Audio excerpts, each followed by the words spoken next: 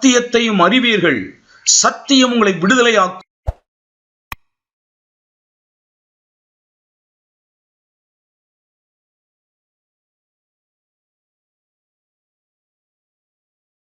சரி, ஆண்டவருடைய வார்த்தைக்கு நேராக நம்முடைய இருதயங்களை நாம் திருப்பலாம். செப்பனியாவின் புஸ்தகம் 3ஆம் அதிகாரம் 18வது வாக்கியம். செப்பனியாவின் புஸ்தகம் 3ஆம் அதிகாரம் 18வது வசனத்தை நம்ம எல்லாரும் சேர்ந்து வாசிக்கலாம். உன் சபையின் மனுஷராய் இருந்து பண்டிகை ஆசரிப்பு இல்லாமையால் உண்டான நிந்தை நிமித்தம் சஞ்சலப்பட்டவர்களை நான் ஏகமாய் கூட்டிக் கொள்ளுவேன். ஆண்டவராகிய தேவன் தம்முடைய பிள்ளைகளுடைய வாழ்வில் எப்பொழுதும் சந்தோஷம் உண்டாயிருக்க வேண்டும் என்று தேவன் விரும்புகிற தேவன்.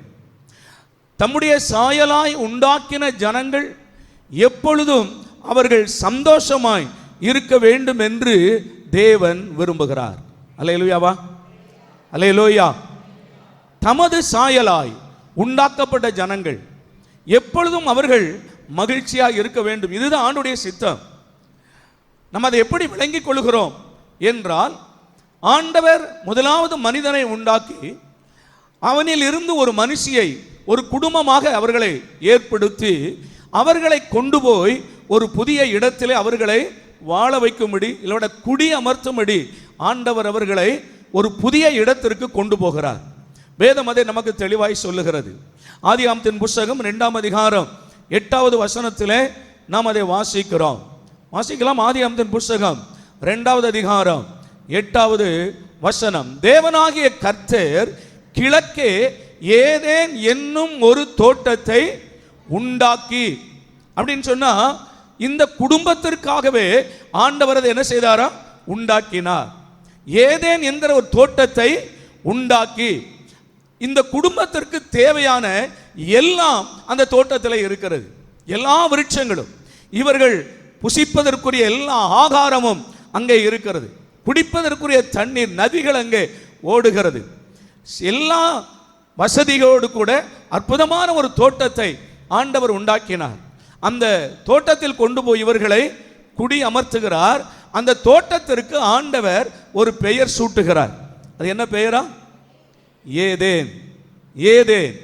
நீங்க இந்த ஏதேன் என்பதற்கு என்ன அர்த்தம் அப்படின்னு சொல்லி நீங்க போய் நீங்க கூகுளில் தேடினீங்கன்னா கிடைக்கும். என்ன அர்த்தமா? மன மகிழ்ச்சி. எல்லாரும் சொல்லுங்க, என்னவா? ஏன்னா ஆண்டவர் வேற ஏதாவது ஒரு பேர் வச்சிருக்கலாமே. இந்த முதல் குடும்பத்தை கொண்டு போய் ஆண்டவர் வைக்கிறதுக்கு வேற ஏதாவது ஒரு பேரை வச்சிருக்கலாம்.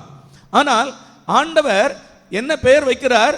மனமகிழ்ச்சி என்கிறதான ஒரு பெயரை வைத்து அந்த தோட்டத்துக்குள் கொண்டு போய் இவர்களை குடி வைக்கிறார். அப்படின்னா என்ன அர்த்தம்? நம்ம ஒரு வீட்டை கட்டி அந்த வீட்டிற்கு ஒரு பெயர் வைக்கிறோம் இல்லையா? இப்போ எங்கள் வீட்டிற்கு என்ன பெயர் வச்சிருக்கிறோம்? பெத்தேல் இல்லம்னு வச்சிருக்கிறோம். பெத்தேல் என்றால் தேவனுடைய வீடு இல்லையா? அதுக்கு இன்னொரு அர்த்தம் சொல்றாங்க, அப்பத்தின் வீடு என்னன்னு சொல்றாங்க இல்லையா? பெத்தேல், அப்போ தேவனுடைய வீடு அப்படின்னு ஒரு பெயரை வச்சு அங்க நம்ம வாழுகிறோம். அதே போல ஒவ்வொரு தேவ பிள்ளைகளும் நாங்கள் ஒரு வீட்டை கட்டும்போது அதற்கு வேதாகமத்தில் இருந்து ஆவிக்குரிய அர்த்தம் நிறைந்த ஒரு பெயர் என்ன செய்கிறோம்?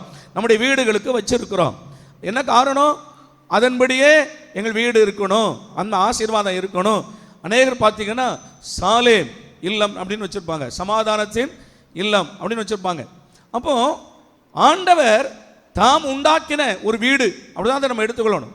அந்த ஏன்னு கேட்டா அன்றைக்கு என்ன கிடையாது, நீங்க மேலே இருக்கிற ஒரு கூரை வேண்டாம், கூரை தேவையில்லை. ஒரு வீடு மாதிரி மேலே ஒரு காங்கிரீட் போட்ட இல்லைன்னா மேலே தடுப்பு உள்ளதான ஒரு வீடு தேவையில்லை. ஏன் தேவையில்லை என்றால் இன்றைக்கு நமக்கு எதற்கு தேவை அப்படின்னு கேட்டீங்கன்னா, பயங்கரமான வெயில் இருக்கிறது, பயங்கர உஷ்ணம் இருக்குது. அதனால நமக்கு மேலே ஒரு கூரை வேணும். ராத்திரி பனி பெய்யும், அதற்கு வேணும். மழை காலங்களில் மழை பெய்யும், காற்று அடிக்கிற இடங்கள் பயங்கரமாக காற்று வீசும். எல்லாவற்றுக்கும் நமக்கு தங்குறதுக்கு என்ன வேணும்? ஒரு கூரை, மேற்கூரை இருக்கிற ஒரு வீடு வேணும். ஆனால் அன்றைக்கு அது தேவை இல்லாதிருந்தது. ஆமென். ஏன் தெரியுமா? ஏதேன் தோட்டம் முழுவதுமே என்னதான்? ஏர் கண்டிஷன் தான். ஏதேன் தோட்டம் முழுவதும் ஏர் கண்டிஷன் தான். ஏன்னா வெயில் கிடையாது, மழை கிடையாது, பனி கிடையாது, பயங்கர காற்று கிடையாது, எந்த விதமான பிரச்சனைகள் கிடையாது. ஏதேன் தோட்டம் முழுவதும் ஏர் கண்டிஷன் செய்யப்பட்டிருக்கிறது, குளிர்ச்சியா இருக்கும். அப்படிதான் பைபிள் சொல்லுது, பகலில் குளிர்ச்சியான, எப்பவும் அப்படிதான் இருக்கும். ஏன்னு கேட்டா இன்றைக்கு ஏன் பயங்கரமா அந்த சூரியன் கீழே விழுகிறது, நம்ம ஏற்கனவே நான் உங்களுக்கு சொல்லி இருக்கிறேன். நோவா காலத்தில் மேலே இருந்ததான எல்லா தண்ணீர்களும் பெரிய மதகுகள் சொல்லுது, பல கிலோமீட்டர் அளவில் இருக்கிற மதகுகள், அந்த மதகுகள் அன்றைக்கு கடவுள் உண்டாக்கின காலத்தில் இருந்தது. அதற்கு மேலே தான் சூரியன் இருக்கிறது. அந்த சூரிய வெளிச்சம் அதை தாண்டி தான் பூமிக்கு என்ன செய்யும், வரும். அதனால் அந்த பூமி சூரிய வெளிச்சம் எப்படி இருக்குன்னு கேட்டால் அப்படி ஆரஞ்சு கலரில் அப்படி லைட்டாக மனிதனுக்கு தேவையான வெளிச்சம் இருக்குமே தவிர இன்றைக்கு இருக்கிற சூடு கிடையாது. மனிதர்கள் ஆரோக்கியமாய் வாழ்கிறதற்குரிய அற்புதமான ஒரு வெளிச்சம் இருந்தது. ஆகையினால தான் மனிதனுக்கு என்ன இல்லை, வியாதி இல்லை, தோள்கள் கெட்டு போகலை, அவர்கள் உணவு வகைகள் எதுவுமே கெட்டு போகலை. அவர்கள் எத்தனை வருஷம் உயிரோடு வாழ்கிறார்கள், பல ஆயிரம் ஆண்டுகள். ஏன்னா சாகரவனா படைக்கப்படலை, சாகரவனாகவே படைக்கப்படலை. நோய் கிடையாது, வயது கிடையாது. அப்படி இருந்ததான ஒரு வீடு பாருங்க. அது அந்த வீட்டில் கொண்டு போய் ஆண்டவர் அவர்களை குடியமர்த்தினார். ஆனால் மனிதர்கள் சாத்தானால் வஞ்சிக்கப்பட்டார்கள். அல்லேலூயா சொல்லுங்க, அல்லேலூயா. வஞ்சிக்கப்பட்டார்கள். இதற்கு என்ன காரணம்? ஆண்டவர் அவனை கொண்டு அந்த தோட்டத்தில் வைக்கும்போது ரெண்டு காரணம் சொன்னார். ரெண்டு வார்த்தைகளை ஆண்டவர் அவனோடு சொன்னார். ஒன்று, தோட்டத்தை பண்படுத்தவும் தோட்டத்தை காக்கவும். ஆமென். தோட்டத்தை என்ன காக்கணும், பண்படுத்தணும். ஓகே இல்லையா? இலைகள்லாம் கீழே விழும், நாட்கள் ஆகும்போது இலைகள்லாம் நிறைய கீழே விழும், அதெல்லாம் நீ பண்படுத்துறது ஓகே. ஆனால் எதை காக்கணும்? ஒரு சத்துரு இருக்கிறான், அந்த சத்துரு மனுக்குலத்திற்கு விரோதமானவன். ஏற்கனவே அவன் ஏதேனில் இருந்தவன். ஏதேனில் ஏற்கனவே உனக்கு முன்னால அவன் ஏதேனில் இருந்தான். ஆனால நீ எப்படி இரு, கவனமா இரு, அவனை உள்ளே விட்டுறாத. ஆனால் முதலாவது செய்த மனுக்குலம் செய்த மிகப்பெரிய பாவம் என்ன? சத்துருவுக்கு இடம் கொடுத்துட்டாங்க. இன்றைக்கும் அதுதான் பவுல் சொல்லுகிறார், பிசாசுக்கு இடம் கொடாதருங்கள். அல்லேலூயா சொல்லுங்க, அல்லேலூயா. அது எப்படி நாம கண்டுபிடிக்கிறது அப்படி பார்த்தீங்கன்னா, இப்போ நீங்க கர்த்தரை பாடி ஆராதிக்கிறீங்க, தேவனை நம்ம பாடி ஆராதிச்சிருக்கிறோம். இப்போ தேவனுடைய வார்த்தையை கேட்கிறோம். இப்படி பாடி ஆராதிக்கும் போது நமக்குள்ள ஒரு விடுதலை இருக்கும். நான் பாடும்போது என் உதடுகளும் நீர் மீட்டு கொண்ட என் ஆத்துமாவும் கெம்பீரித்து, இதுதான் ஒரிஜினல். ரட்சிக்கப்பட்ட பிள்ளைகளுக்குள்ள இது இருக்கும். இது இல்லாத ஒரு நிலைமை இருந்தா இது வரமாட்டேங்குது, நல்லா பாட முடியல, ஏதோ ஒரு தடை இருக்கிறது. என்ன காரணம் என்றால் நம்ம ஆவியானவரை ஏதோ வருத்தப்படுத்தி இருக்கிறோம்னு அர்த்தம். கர்த்தரை நம்ம வருத்தப்படுத்தி இருக்கிறோம். கர்த்தரை வருத்தப்படுத்தி இருக்கிறோம். இல்லாவிட்டால் யார் மேலேயோ நமக்கு என்ன உண்டாயிருக்கிறது, ஒரு கசப்பு, ஒரு இடறல் உண்டாயிருக்கிறது. இதை விட ரொம்ப மோசமான ஒரு டேஞ்சர் என்ன அப்படின்னு கேட்டால், ரெண்டு காரியங்களை சத்துரு செய்வான். ஒன்று, தேவன் மேலேயே சந்தேகத்தை என்ன பண்ணுவான், கொண்டு வருவான். இப்போ ஏவாள் இடத்துல முதல்ல பிசாசு சொன்னது என்னதுதான், ஆண்டவர் மேலே சந்தேகத்தை கொண்டு வந்தான். வேதம் படித்த பிள்ளைகளுக்கு அதுக்கு நல்லா புரியும் நினைக்கிறேன். ஆனால் நான் ரொம்ப விளக்கணும், நாளைக்கு உங்களுக்கு நிறைய பண்டிகைகளை சொல்லணும். அவன் அந்த ஆண்டவர் மேலே சந்தேகத்தை கொண்டு வருவான். ஆண்டவர் சொன்னால் இதை புசிக்கும் நாளிலே சாகவே சாவீர்கள், சாத்தான் சொன்னால் இதை புசிக்கும் நாளில் நீங்கள் சாகவே சாக மாட்டீர்கள். சந்தேகத்தை கொண்டு வந்தானா அவன் எதிராக கொண்டு வருவான். ரெண்டாவது, இங்கே நின்று தேவனுடைய வார்த்தையை பிரசங்கிக்கிற ஊழியர்கள் மேலே ஏதாவது களங்கத்தை கொண்டு வருவான். ஆண்டவருக்கு ஸ்தோத்திரம். யார் மூலமாவது இப்போ ஒரு புரஜாதியான் பக்கத்தில் இருக்கிற பாய் சொன்னா கேட்பீங்களா? அவனு கேட்டால் கேட்க மாட்டீங்க. பாய் அவர் மதத்துக்கு நம்மளை மாத்துறதுக்கு பாஸ்டர் மேலே ஏதோ குறை சொல்றார் அப்படின்னு நம்ம நினைச்சு அதை எடுக்கவே மாட்டோம். ஆனா ரொம்ப நம்பிக்கைக்குரிய ஆள் மூலமாக என்ன செய்வான், சத்துரு களைகளை உள்ளே விதைப்பான். அப்படி விதைக்கப்படுகிறதுனால அவங்க மேல் நமக்கு என்ன உண்டாகிறது, ஒரு இடறல், ஒரு சந்தேகம், ஏதோ ஒன்று அவன் வந்துச்சுன்னா நம்மளால ஒரு என்ன சொல்றது, ஒரு ஆவியில் விடுதலையோடு கூட பாட முடியலை, தேவனுடைய வார்த்தைகளை கேட்க முடியலை, ஒரு இடரல் வருகிறது. ஆண்டவருக்கு ஸ்தோத்திரம். இந்த காரியத்தை தான் முதலாவது பிசாசானவர் அங்கே உண்டாக்கினான். அவர்கள் புசித்தார்கள், பாவம் செய்தார்கள். இது நிமித்தமாய் அவர்கள் தோட்டத்தை விட்டு வெளியே துரத்தப்பட்டார்கள். நான் சொல்கிறேன், தோட்டத்தை விட்டு துரத்தப்பட்டார்கள் என்பதை விட அவர்கள் மனமகிழ்ச்சியிலிருந்து துரத்தப்பட்டார்கள், சந்தோஷத்திலிருந்து துரத்தப்பட்டார்கள். அவர்களுக்கு இருந்த பாதுகாப்பை விட்டு அவர்கள் வெளியே அனுப்பப்பட்டார்கள். ஆண்டவருக்கு ஸ்தோத்திரம். தேவனுடைய பிள்ளையே, கர்த்தர் உன்னை தேவன் வைத்திருக்கதான சபை என்பது ஒரு மனமகிழ்ச்சியான இடத்துல ஆண்டவர் நம்மை வைத்திருக்கிறார். அல்லேலூயா, ஆண்டவருக்கு ஸ்தோத்திரம். ஆகையால தேவனுடைய பிள்ளைகள் எப்பொழுதும் மகிழ்ச்சியா இருக்க வேண்டும் என்பது ஆண்டவருடைய சித்தம். இப்போ நீங்க அந்த வசந்த மறுபடியும் கவனிங்க. அந்த செப்பனியாவின் புஸ்தகத்தில் உன் சபையின் மனுஷராய் இருந்து, அல்லேலூயாவா, உன் சபையின் மனுஷராய் இருந்து, உலகமெங்கிலும் இருக்கிறதான தேவனுடைய பிள்ளைகள் கர்த்தருடைய சபையின் பிள்ளைகள். அப்படி எடுத்துக்கிட்டோம். அதான் உண்மை. உலகமெங்கிலும் இருக்கிற ரட்சிக்கப்பட்ட ஆண்டுடைய பிள்ளைகள் அவர்கள் சரீரமாகிய சபையில் இருக்கிறவர்கள் உலகமெங்கிலும். ஆனால் இன்றைக்கு இப்படி எடுத்துக்கிட்ட, இப்போ ஏன்னா அந்த வசந்த நாம் பர்சனலாக எடுத்துக்கிட்டா உன் சபையின் மனுஷராக இருந்து, அப்படி எடுத்துக்கொள்ளலாம் தானே. உன் சபையின் மனுஷராக இருந்து பண்டிகை ஆசரிப்பு இல்லாமையால், நல்லா கவனிக்கணும், என்ன அவங்களுக்கு கொடுக்கப்பட்டு இருக்கிறது? பண்டிகையின் ஆசரிப்பு. ஆசரிப்புன்னா கை கொள்ளுதல், அதோட அதை அவங்க கொண்டாடுதல். அந்த பண்டிகையை கொண்டாட்டம், பண்டிகையின் கொண்டாட்டம் இல்லாதபடினாலே அவர்கள் நிந்தைக்குள் இருக்கிறார்கள், நிந்தைக்குள் இருக்கிறார்கள், சஞ்சலப்பட்டவர்களாக இருக்கிறார்கள். அந்த மக்களை நான் என்ன பண்ணுவேன்? கூட்டி கொண்டு வருவேன், இந்த ஜனங்களை கூட்டி கொண்டு வருவேன். அவர்களுக்கு மறுபடியும் நான் பண்டிகைகளை தருவேன், சந்தோஷத்தை தருவேன், கொண்டாட்டங்களை தருவேன். இந்த சபையில் அவர்கள் மனமகிழ்ச்சியோடு கூட இருக்கணும். இதுதான் ஆண்டவருடைய நோக்கம்.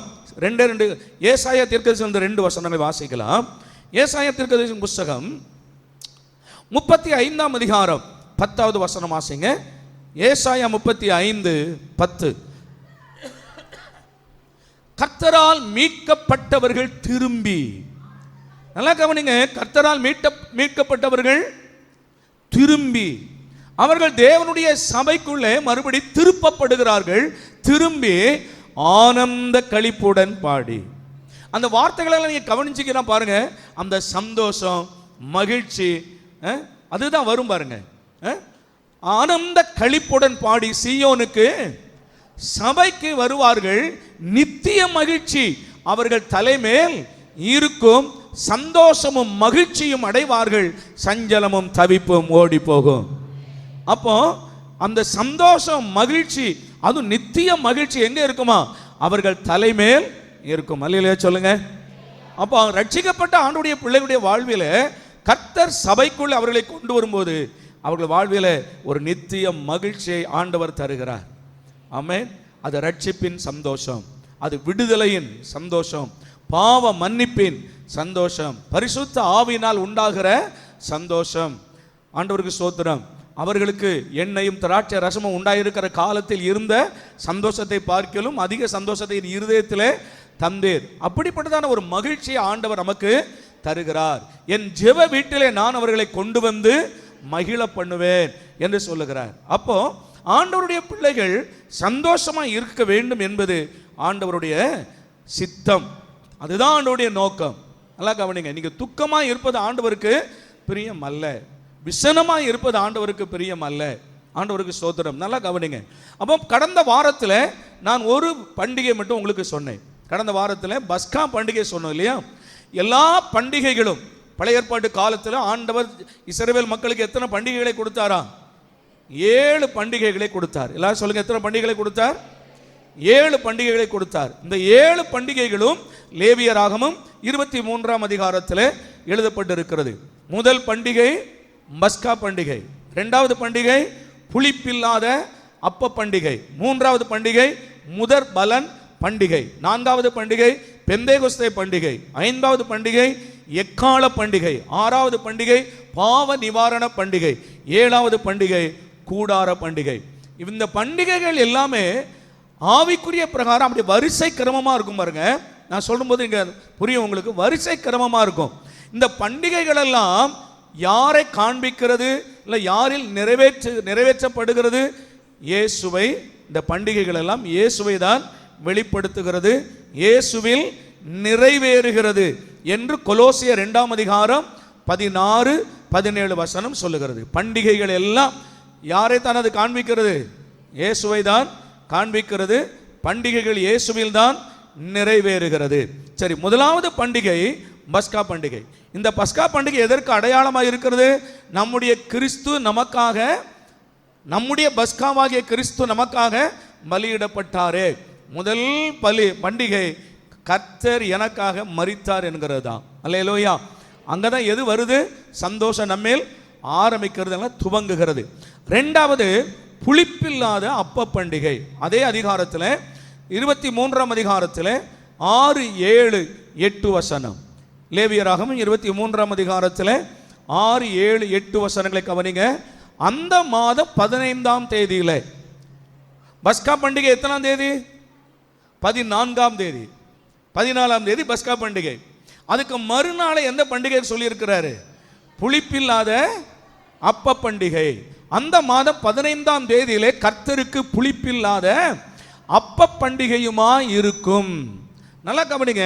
நீங்க 7 நாள் புளிப்பில்லாத அப்பங்களை புசிக்க வேண்டும். இது போதும். இப்ப நீங்க கவனிங்க. இரண்டாவது பண்டிகை என்ன பண்டிகையா? புளிப்பில்லாத அப்ப பண்டிகை. இந்த புளிப்பில்லாத அப்பம்னா என்ன அர்த்தம்? புளிப்பு பைபிள் எதை சொல்லுகிறது? புளிப்பு என்றால் பைபிள் பாவத்தை சொல்லுகிறது. புளிப்புனா என்னது? பாவம். நீங்கள் மேன்மை பாராட்டுவது நல்லதல்ல. கொஞ்சம் புளித்த மா எல்லா மாவையும் உப்ப பண்ணும். அந்த புளிப்புள்ள மாவை உங்களை விட்டு தள்ளி களைந்து போடுங்கள் என்று வேதத்தில் காண்கிறோம். வாசிக்கலாமா? 1 கொரிந்தியர் 5ஆம் அதிகாரம் 7, 8 வசனங்களை கவனிங்கள். 1 கொரிந்தியர் 5ஆம் அதிகாரம் 7, 8 வசனங்கள். ஆகையால் நீங்கள் புளிப்பில்லாதவர்களாய் இருக்கிறபடியே. அல்லேலூயா. என்ன பண்டிகை? புளிப்பில்லாத அப்ப பண்டிகை. நீங்கள் புளிப்பில்லாதவர்களாய் இருக்கிறபடியே புதிதாய் பிசைந்த மாவா இருக்கும்படி பழைய புளித்த மாவை புறம்பே கழித்து போடுங்கள். இந்த பழைய புளித்தமான்னு சொல்லுகிறது எது? பழைய பாவம். அல்லேலூயா சொல்லுங்க. பழைய பாவம். அதுக்கு கீழே சொல்ற நம்முடைய பஸ்காவாகிய கிறிஸ்து நமக்காக. இப்ப நேற்று 14ஆம் தேதியில பஸ்கா பலியிடப்பட்டு இருக்கிறது. இப்போ பஸ்கா பலியிடப்பட்டாச்சு. அடுத்த நாள் இப்ப நீங்க பஸ்கா பலியிடப்பட்டா சுத்திகரிக்கப்பட்டிருக்கிறோம் இல்லையா? சுத்திகரிக்கப்பட்டிருக்கிறோம். பஸ்கா இயேசுவின் இரத்தத்தினால கழுவப்பட்டு நம்ம சுத்திகரிக்கப்பட்டிருக்கிறோம். இப்போ பழைய புளித்தமா நம்ம விட்டு கடந்து போய் இருக்கிறது, அகன்று போய் இருக்கிறது. பழைய மனுஷன் சிலுவையில் அறையப்பட்டிருக்கிறான். இப்போ ஒருவன் கிறிஸ்துக்குள் இருந்தால் புது சிருஷ்டியாய் இருக்கிறான். பழையவைகள் எல்லாம் ஒளிந்து போயின, எல்லாம் புதிதாயின. இப்ப சொல்ற நீங்கள் புதிதாய் பிசைந்த மாவா இருக்கும்படிக்கு. அப்ப பழைய புளித்தமா போயிடுச்சு. சொல்லுங்க, பழைய புளித்தமா போயிடுச்சா இல்லையா? இன்னும் நிறைய புளித்தமா உள்ள வச்சிருக்கிறோமா? கொஞ்சம் புளித்தமா இருந்தாலும் என்ன செய்யும்? எல்லா மாவையும், சொல்லுங்க சத்தமா, எல்லா மாவையும் புளிக்க பண்ணும். ஆமா தானே? அல்லேலூயா. நாம இன்னும் நம்மை விட்டு தள்ளி போடாத பழைய சுபாவங்கள், ஜென்ம சுபாவங்கள் இன்னும் உள்ள இருக்குன்னா அவைகள் அந்த நல்ல மாவை கூட என்ன பண்ணுகிறதா? இப்ப தேவனுடைய வசனம் மாவு தெரியுமா உங்களுக்கு? அப்பத்திற்காக கோதுமை இடிக்கப்படும். ஏசாயால வாசிக்கிறோம். இந்த அப்பம் சுடுவதற்கு முன்னால் அதை இடிச்சு மாவாக்குறோம் இல்லையா? இப்ப அதைத்தான் உங்களுக்கு தர்றோம். பிசைந்து புதிய மாவா இருக்கிறதுக்கு நம்ம கொடுக்கிறோம்.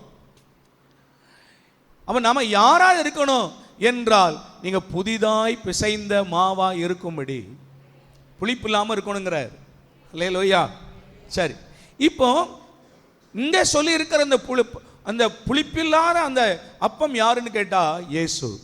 எல்லாரும் சொல்லுங்க, புளிப்பில்லாத அப்பம் யாரு? அவர் பலியிடப்படுகிறதுக்கு முன்பு அவர் அப்பத்தை எடுத்து அதை பிட்டு, நீங்கள் வாங்கி புசியுங்கள், இது என்னுடைய சரீரம் என்றார். அல்லேலூயாவா? அல்லேலூயாவா? இப்ப இயேசுவின் சரீரத்தை யார் புசிக்கிறது? ரட்சிக்கப்பட்டதற்கு முன்னாலேயா, ரட்சிக்கப்பட்ட பிறகா? ரட்சிக்கப்பட்ட பஸ்கா பலியை ஏற்றுக்கொண்டு அதனால ரட்சிக்கப்பட்ட பிள்ளைகள் தான் என்ன பண்ணுகிறோம்?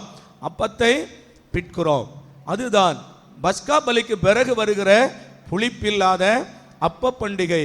இயேசுவே குற்றமற்ற கலப்பு இல்லாத மகா பரிசுத்தமான ஜீவ அப்பம் இயேசுவே.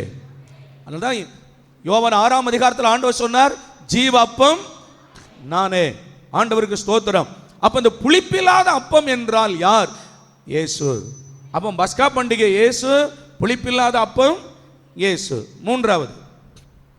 மூன்றாவது லேவியராகமம் 23ஆம் அதிகாரத்தில் 9வது வசனத்திலிருந்து கவனிங்க.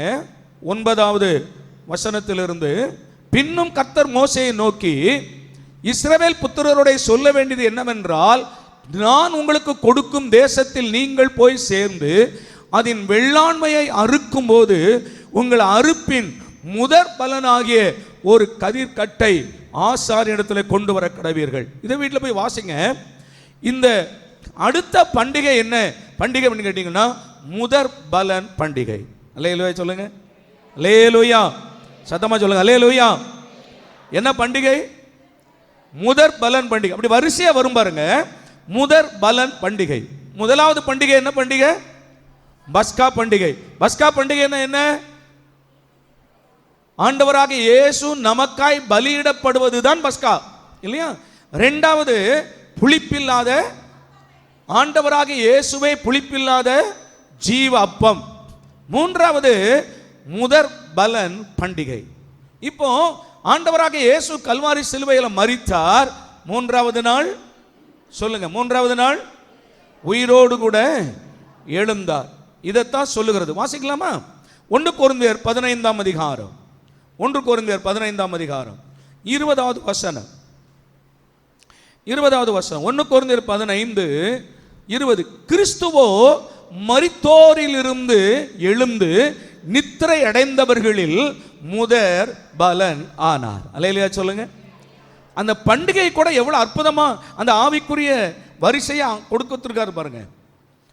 பஸ்கா பண்டிகை ஆண்டவருடைய மரணம், புளிப்பில்லாத அப்ப பண்டிகை ஆண்டவருடைய சரீரம், நமக்காய் கொடுக்கப்படுகிற அந்த ஜீவ அப்பம், மூன்றாவது ஆண்டவராக இயேசுவின் உயிர்த்தெழுதல்.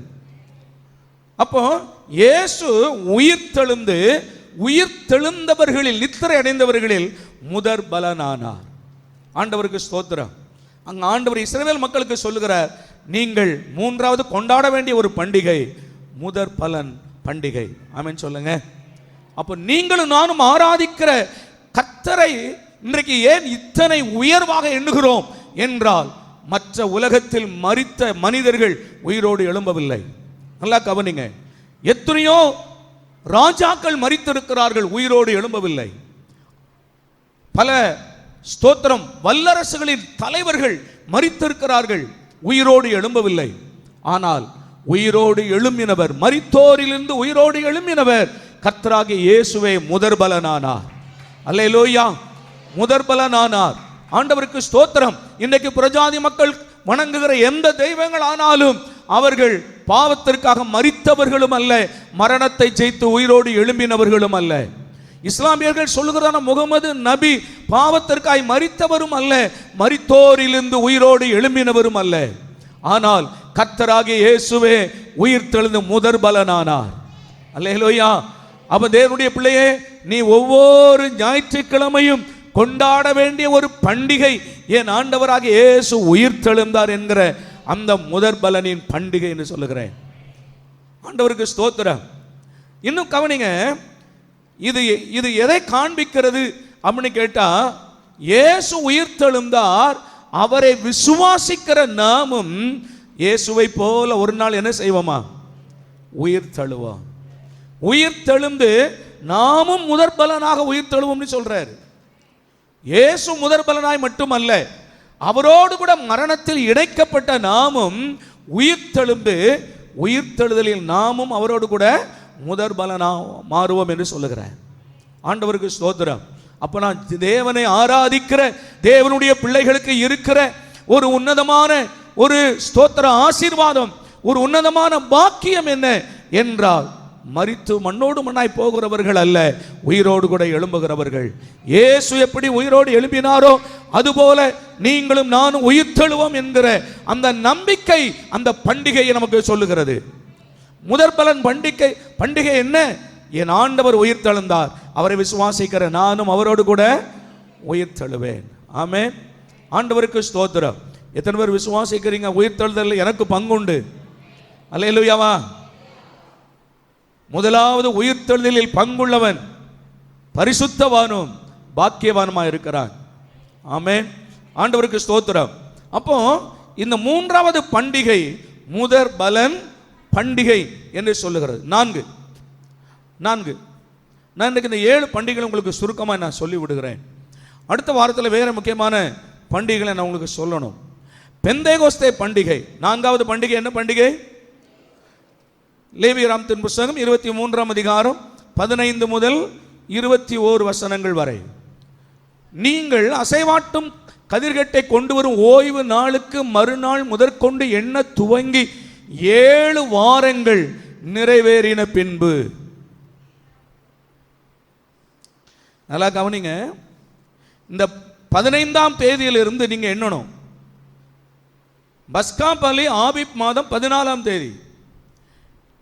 யூதருடைய முதலாவது மாதம் 14ஆம் தேதியில பஸ்கா பண்டிகை. இந்த பஸ்கா பண்டிகைக்கு மறுநாள் இருந்து எத்தனை நாளை நீங்க எண்ணணுமா? 7 வாரங்கள். 7 வாரங்கள் 7 7 எவ்வளவு? 49வது நாள் இல்லையா? இந்த 7 வாரங்கள் நிறைவேறின பின்பு, அப்ப அதுக்கு மறுநாள் என்னது? 50வது நாள். அல்லேலூயா சொல்லுங்க. இந்த கீழே போடுமா அப்படியே. 7ஆம் ஓய்வு நாளுக்கு மறுநாளாகிய 50ஆம் நாள் மட்டும் எண்ணி கர்த்தருக்கு புதிய போஜன பலியை செலுத்த கடவீர்கள். இந்த 50வது நாள் தான் கிரேக்க வார்த்தையில் என்ன சொல்றாங்க? பெந்தேகோஸ்தே நாள் அப்படின்னு சொல்றாங்க. அல்லேலூயா. பெந்தேகோஸ்தே நாள். இயேசு உயிர்த்தெழுந்து எத்தனை நாட்கள் பூமியில் இருந்தார்? 40 நாட்கள். சரிதானே? 40 நாட்கள். 40வது நாள் அவர் பரலோகத்துக்கு ஏறி போகிறார். சீசர்கள் எத்தனை நாள் இவர்கள் பரிசுத்த ஆவியினுடைய நிறைவுக்காக காத்திருந்தார்கள்? 10 நாள். எத்தனை நாள் காத்திருந்தாங்களா? 10 நாள். இப்போ எத்தனை நாள் ஆச்சு பஸ்கா பண்டிகையில் இருந்து? 50வது நாள். இன்னைக்கு 50வது நாள் பெந்தேகோஸ்தே நாள். இதைத்தான் வாசிக்கிறோம் அப்போஸ்தலர் 2ஆம் அதிகாரத்தில் முதல் வசனம். அப்போஸ்தலர் 2ஆம் அதிகாரம் முதல் வசனம் வாசிக்கலாம். என்னம்மா? என்ன நாள் வந்த போது? பஸ்காவுக்கு மறுநாள் இருந்து 50வது நாள் பெந்தேகோஸ்தே நாள். இது பழைய ஏற்பாட்டில் இந்த நாளுக்கு 50வது நாள் ஒரு பண்டிகை, 50வது நாள் பண்டிகை என்று பேர். இது புதிய ஏற்பாட்டில் கிரேக்க வார்த்தையில் பெந்தேகோஸ்தே பண்டிகை என்று சொல்லப்படுகிறது. இந்த பெந்தேகோஸ்தே பண்டிகை எதை காண்பிக்கிறது? நீங்க வரிசையா பாருங்க. முதலாவது பண்டிகை பஸ்கா, இயேசு சிலுவையிலே பலியான பண்டிகை. 2வது புளிப்பில்லாத அப்ப பண்டிகை, இயேசுவே அந்த ஜீவ அப்பம். 3வது முதற் பலன் பண்டிகை, இயேசு உயிர்த்தெழுதல். 4வது பரிசுத்த ஆவியானவர் ஊற்றப்படுகிற பெந்தேகோஸ்தேயின் பண்டிகை. அல்லேலூயா. இன்னைக்கு அநேக சபைகளில் இந்த பண்டிகையை கொண்டாடுகிறார்கள். தெரியுமா? பெந்தேகோஸ்தே பண்டிகை அநேக திருச்சபைகளிலே கொண்டாடுகிறார்கள். குறிப்பாக நம்முடைய சின்ன பாஸ்டமாவுடைய சபை தூத்துக்குடியிலே பாஸ்டர் நசரேயன் அவங்க சபையில் பெந்தேகோஸ்தே பண்டிகை, பரிசுத்த ஆவியினுடைய பண்டிகை வருஷம்தோறும் கொண்டாடுகிறார்கள். அல்லேலூயா சொல்லுங்க. அல்லேலூயா. வருடம்தோறும். அது எத்தனை நாள்? 7 நாட்கள், ஒரு வாரம்.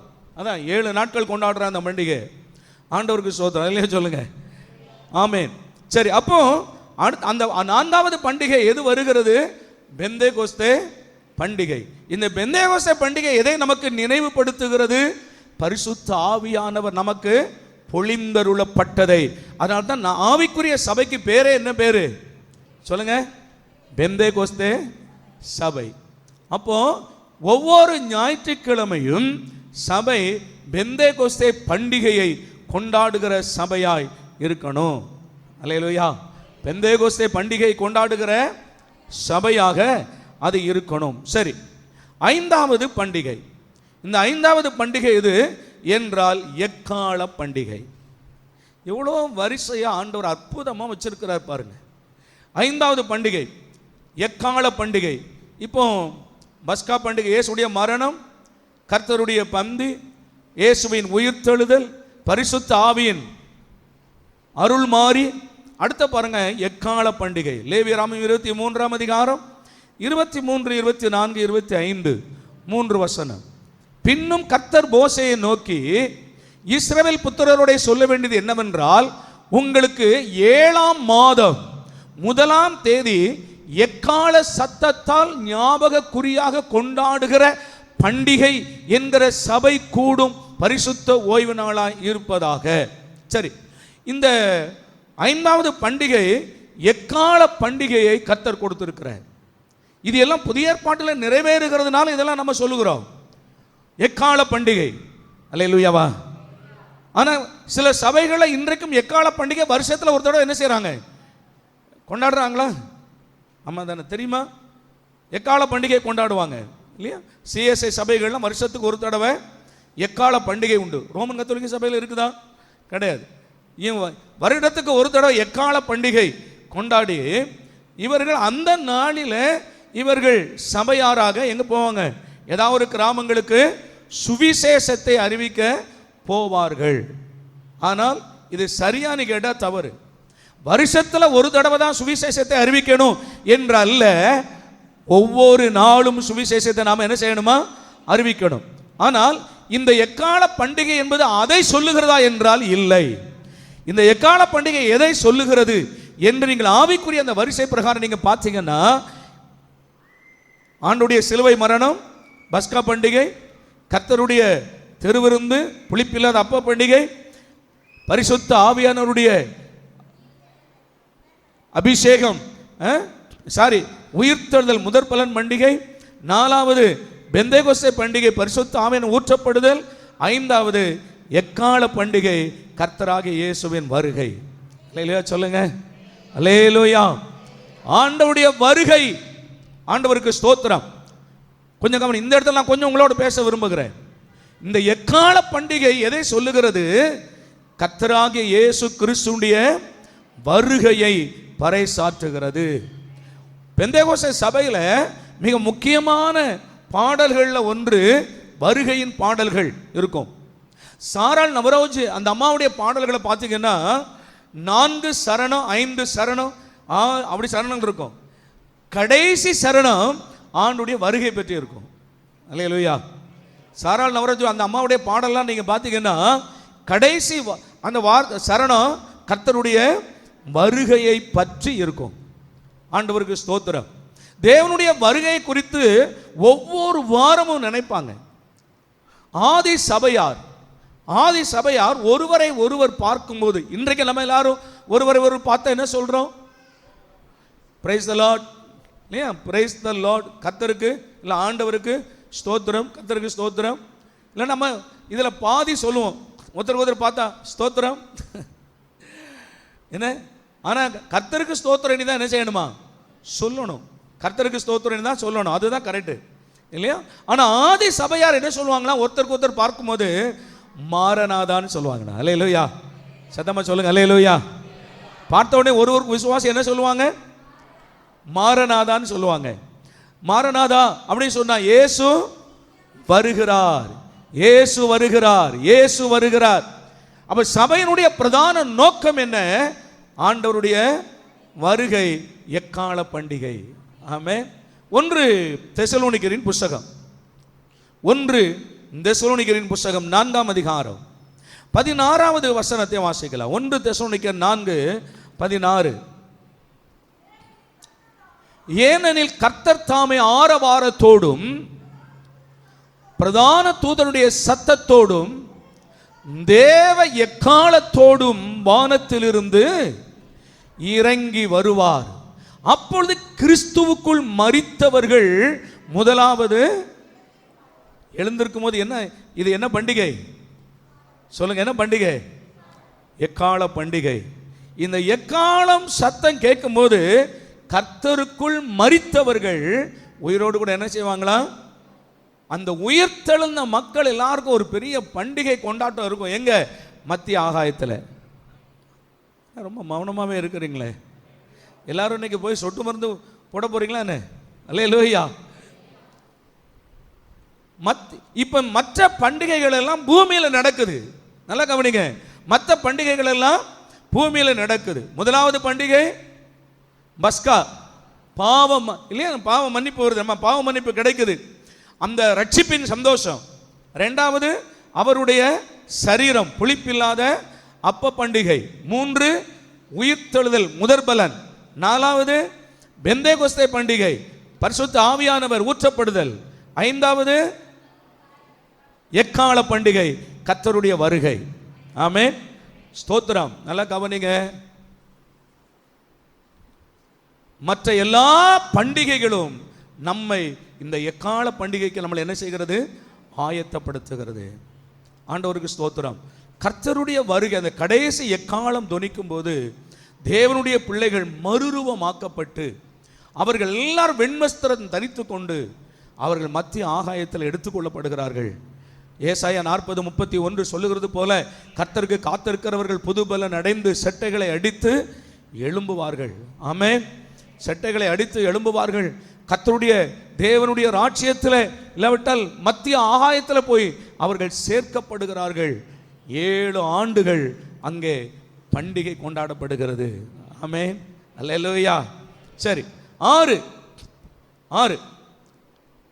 லேவியராமத்தின் புஸ்தகம் 23ஆம் அதிகாரம் 26 முதல் 32 வசனம் வரைக்கும் நீங்கள் குறித்துக் கொள்ளலாம். பின்னும் கர்த்தர் மோசேயை நோக்கி, இந்த பின்னும் கர்த்தர் மோசேயை நோக்கி என்று எத்தனை தடவை வருதோ அங்க எல்லாம் ஒவ்வொரு பண்டிகை வரும். ஓகேவா? சரி, அந்த 7ஆம் மாதம் 10ஆம் தேதி உங்களுக்கு பாவ நிவிர்த்தி செய்யும் நாளும் சபை கூடும் பரிசுத்த நாளுமாய் இருப்பதாக. அப்பொழுது நீங்கள் உங்கள் ஆத்துமாக்களை தாழ்மைப்படுத்தி கர்த்தருக்கு தகன பலி செலுத்த கடவீர்கள். இது என்ன பண்டிகை என்று கேட்டால் பாவ நிவாரண பண்டிகை. அல்லேலூயா. என்ன பண்டிகை அது?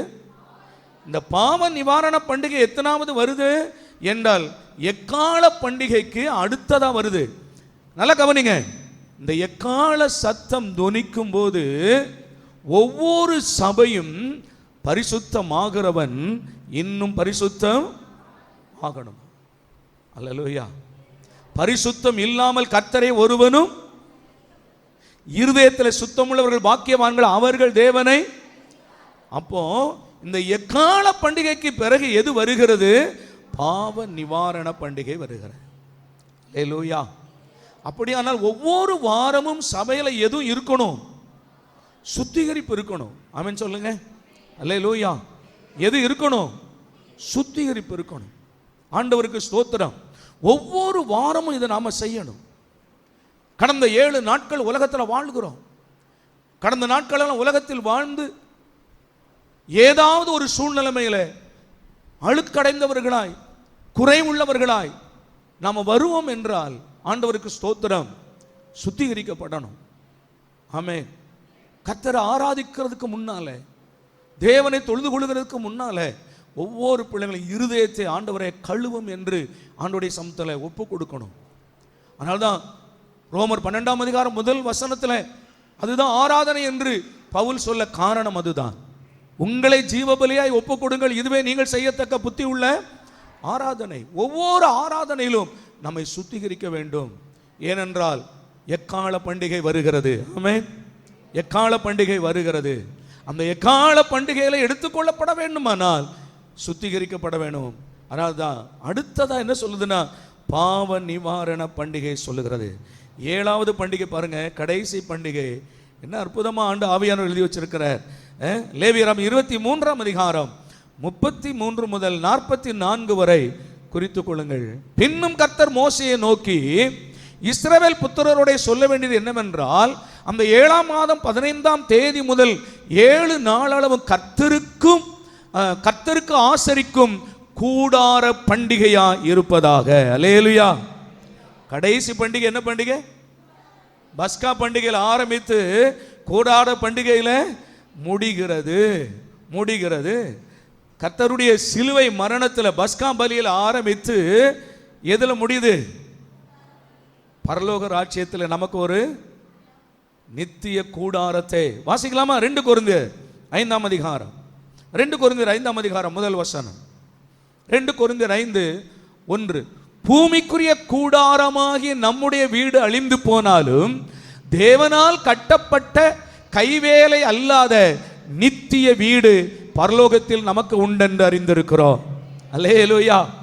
அப்போ கூடார பண்டிகை எதை நமக்கு வெளிப்படுத்துகிறது என்றால், இந்த உலகத்தில் நம்ம இருக்கிறதான எல்லா கூடாரங்கள் டெம்பரவரி, இது நாட் பெர்மனன்ட். அல்லேலூயா. இது நமக்கு நிரந்தரமானவைகள் அல்ல. கூடார பண்டிகை எதை சொல்லுது? இந்த உலகம் உனக்கு நிரந்தரம் கிடையாது.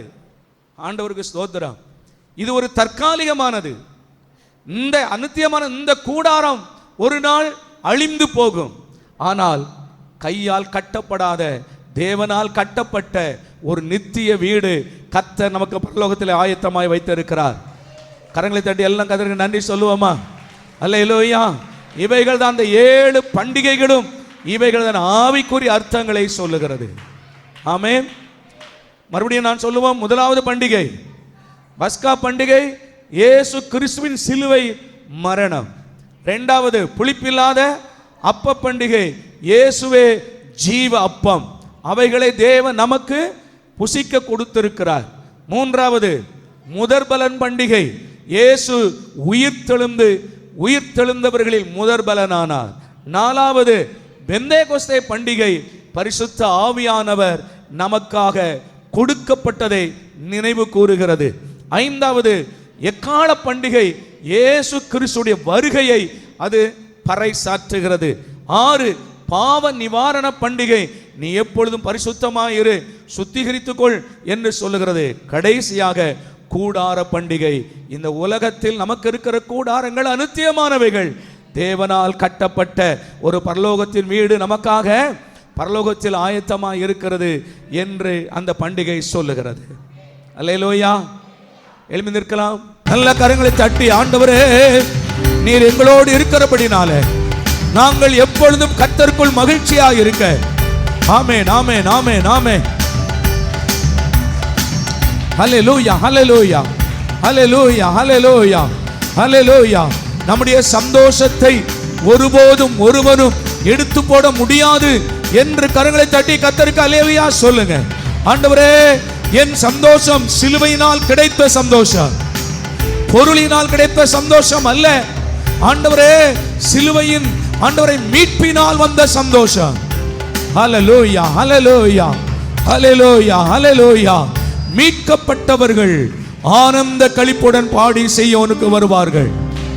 மீட்கப்பட்டவர்கள் ஆனந்த களிப்புடன் பாடி சீயோனுக்கு வருவார்கள். சஞ்சலமும் தவிப்பும் ஓடி போகும். நித்திய மகிழ்ச்சி அவர்கள் தலைமையில் இருக்கும். கரங்களை தட்டி, ஆண்டவரே நீர் எங்களுக்கு தந்த சந்தோஷத்திற்காய் ஸ்தோத்திரம். மன மகிழ்ச்சியே நல்ல ஔஷதம். சந்தோஷம்தான் நல்ல மருந்து. சந்தோஷமா இருப்பதே நம்முடைய பலன். ஹல்லேலூயா, ஹல்லேலூயா, ஹல்லேலூயா, ஹல்லேலூயா. ஸ்தோத்திரம். தேவ பிள்ளையே, பண்டிகை இல்லாமையினால அநேகர் நிந்தைக்குள்ளும் அவமானத்துக்குள்ளும் இருக்கிறார்கள். கர்த்தரோ ஒவ்வொரு நாளும் நமக்கு தேவன் பண்டிகை நாளாக தருகிறார். ஆலயத்துக்கு வரும்போதெல்லாம் பண்டிகை கொண்டாடும்படி சொல்லுகிறார். அல்லேலூயா. நீங்களும் நானும் மகிழ்ச்சியா இருக்க வேண்டும் என்பதுதான் ஆண்டவருடைய பூரண சித்தம். ஸ்தோத்திரங்க தாவே. எல்லாரும் வலதுகரம் உயர்த்தி கர்த்தருக்கு நன்றி சொல்லுங்க. ஆண்டவரை நீர் எங்களுக்கு தந்திருக்கிறதான இந்த 7 பண்டிகைகளுக்காய் கர்த்தருக்கு ஸ்தோத்திரம். ஒவ்வொரு நாளும் நாங்கள் கர்த்தரை துதிக்கிறோம் ஐயா. ஆண்டவரே நீர் எங்களுக்கு தந்த, நான் சொல்லும்போது நீங்க எல்லாம் சத்தமா ஸ்தோத்திரம் பண்ணுங்க.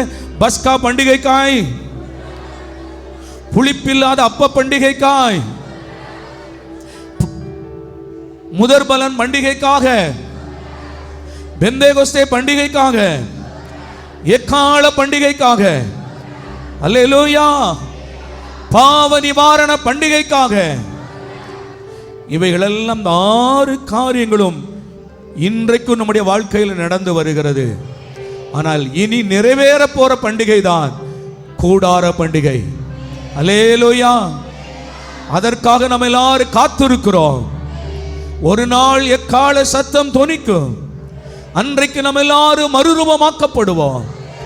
இந்த உலகத்தை விட்டு நம்ம எல்லாரும் தேவனுடைய அந்த மத்திய ஆகாயத்திற்கு எடுத்துக்கொள்ளப்படுவோம். கர்த்தருக்குள் மரித்தால் உயிரோடு எழும்புவோம். அல்லேலூயா. நமக்கு இந்த உலகம் சொந்தம் அல்ல. நமக்கு எவ்வளவு நல்ல வீடு இருந்தாலும் சரி, நல்ல வீடு இல்லாதிருந்தாலும் சரி, இந்த உலகம் நமக்கு சொந்தம் அல்ல. ஒரு நாள் இந்த உலகம் நம்மை கைவிடும். நம்முடைய சரீரமாகிய கூடாரமும் அழிந்து போகும். தேவனால் கட்டப்பட்ட கைவேலை அல்லாத ஒரு நித்திய வீட்டை ஆண்டவர் நமக்காய் பரலோகத்தில் கட்டியிருக்கிறார். சர்வ வல்லமையுள்ள தேவனே, அதற்காய் ஸ்தோத்திரம். எங்களுக்காக நீர் போய் ஒரு ஸ்தலத்தை ஆயத்தப்படுத்த போயிருக்கிறீர். இன்னும் ஆயத்தப்படுத்தி கொண்டிருக்கிறீர். ஆண்டவரை, நீர் அதிசீக்கிரமாய் வரப்போகிறீர். நாங்கள் இன்னும் பரிசுத்தமாகிறவர்கள் இன்னும் பரிசுத்தமாக, இன்னும் நாங்கள் ஆயத்தப்பட கர்த்தர் கிருபைகளை தாரும். உடைய பிள்ளைகள் செலுத்தின எல்லா காணிக்கைகளையும் அங்கீகரித்து ஆசீர்வதித்து நூறத்தனையாய் உடைய பிள்ளைகளுக்கு திரும்ப தாரும்.